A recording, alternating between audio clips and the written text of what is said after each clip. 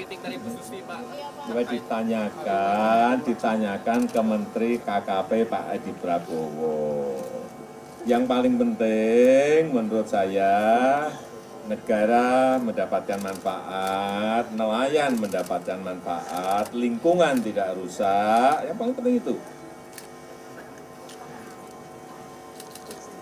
Nilai tambah ada di dalam negeri,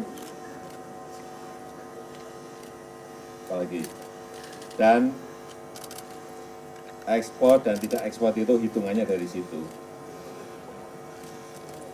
Jangan gini, kita tidak hanya melihat lingkungan saja, tetapi nilai ekonominya juga dilihat.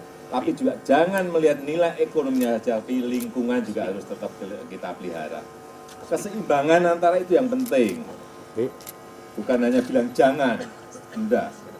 Mestinya keseimbangan itu yang diperlukan. Jangan juga awur-awuran, misalnya semuanya tangkepin, semuanya diekspor, itu juga nggak benar.